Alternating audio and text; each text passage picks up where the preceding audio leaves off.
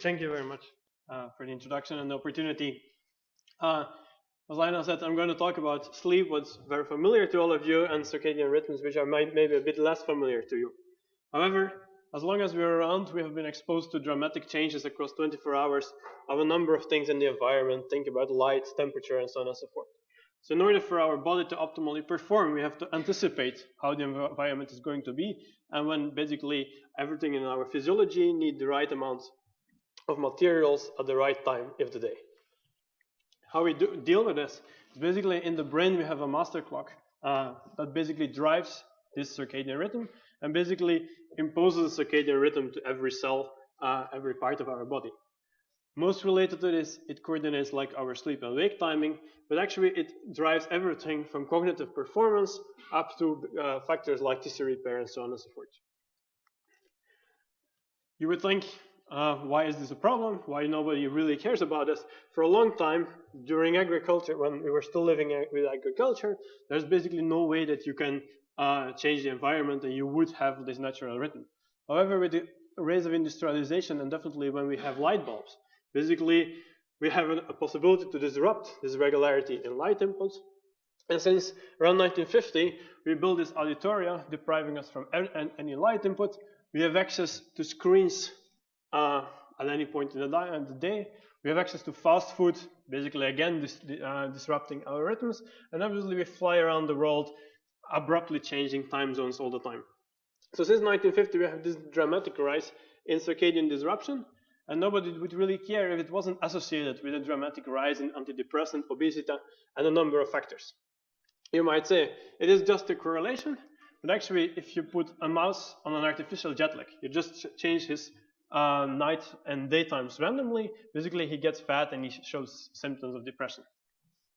So to recapitulate what the effect of circadian disrhythm on a short time, we get a bit moody, we get drowsy and so on, but on longer term, it's really causing serious metabolic disorders, it's causing cancer, and also even on longer time scales, it's the cause of a lot of chronic mental disorders like schizophrenia, bipolar disorder, and so on and so forth.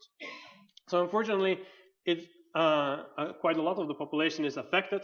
We have a lot of shift workers, the elderly have fragmented sleep, people that fly too often, and old people having mental issues. So again, a slightly funny way of putting it, but how we deal with this, we wake up every morning with the alarm clock. We basically use a lot of stimulants to get through the day, and in the evening we do the opposite and we try to wind down our body. You see, it's probably not what you want to do in a scientific health way. So what we're trying to do is basically make a unique platform that combines both therapeutics effect that can mimic the effect of light on our circadian rhythm, but if you make a new therapeutic device, a therapeutic intervention, you would also like to know how well it does. So you need also devices that are able to quantify in an exact way the effect of the therapeutic. And on the opposite side, also devices allow you to select subpopulations that have a good effect to one or another therapeutic device. Here in Oxford, we're very well placed. We have here the Sleep and Circadian Neuroscience Institute, led by Professor Russell Foster. We're linking with the Department of Pharmacology. We're at the Institute of Biomedical Engineering, doing more the device side of things. And we have a huge psychiatry department, enabling us to have access to a number of patients. I said already, everything in our body follows the circadian clock. You can basically monitor any physiological parameter and it will show up. However, this is not easy to monitor on a daily basis. For example, melatonin requires like regular blood sampling, which you would not like to do. Cortisol, you need like cotton swabs and so on, which is not easy to do. However, if you use a simple smartphone application, and again, we have the active component, do you want to have people engage? And you ask them a few simple questions, which doesn't take long. Basically, you see that this response modulates across the time of the day. In the morning, we're all a bit grumpy. After lunch, we're happy, and by the evening, we get tired, and again, we're not as happy anymore. Different wearables that Lionel has also introduced allow you to monitor some type of activity. You can monitor some type of sleep, some type of heart rate, some type of acceleration. not very reliable, but you see in a healthy population, all our circadian rhythms are very aligned. If you look in a psychiatric population, you suddenly see that different rhythms are just dissociating from each other, showing they have really a problem in their cardiovascular system that is not aligned to their normal intrinsic circadian rhythm anymore. This is just kind of the start. What you really want is also causing sleep problems. And so if you currently have a sleep problem, you're in a sleep lab, you get plenty of electrodes on your head, which unfortunately impede you from sleeping. You also have expensive monitoring, where people are basically visually going to see how well you slept.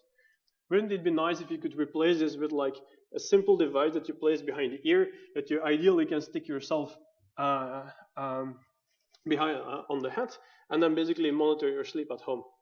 This is what we started developing. Basically, it's an EEG, a brain monitor. It shows kind of traditional brain waves that we're used to collect with these wired electrodes on the top of the head, but you see it's way more user-friendly and convenient to be applied. Initially, people started saying that basically we put them behind the ear, so slightly on the side of the head. Traditional sleep clinicians put them on the middle of the head, so they said like, yeah, but you're not really picking up sleep. Basically, we could demonstrate that we find all the characteristic sleep features. We find slow waves, characteristic of deep sleep. We have sleep spindles, which is characteristic in what they call stage 2 sleep. We have alpha waves that show that we're awake, and so on and so forth.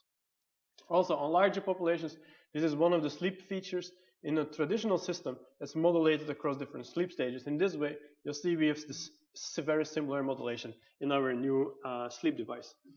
Also, again, with wearables, you might estimate how long you sleep how long it takes you to fall asleep. But then, if we basically here compare in a sleep life the manual scoring of a PSG and basically automated scoring of our new technology, you see we have fairly accurate assessment of it's nearly exact of how long it takes from being in the sleep monitoring room until you fall asleep. But again, what I showed already, I mentioned before, is that some people take 2-3 hours in a sleep lab to fall asleep. Again, showing that it's very disturbing to have all these wires on your head.